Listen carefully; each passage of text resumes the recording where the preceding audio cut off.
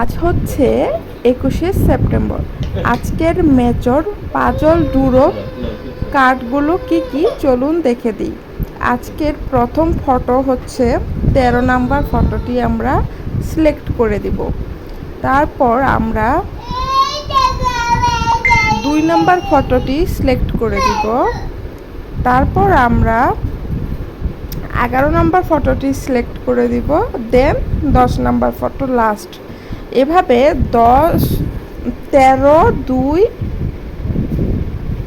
11, 10 এইভাবে এই ফটোগুলো মিলিয়ে আমরা আজকের মেজর পাজল ডুরো কমপ্লিট করব। ধন্যবাদ সবাইকে।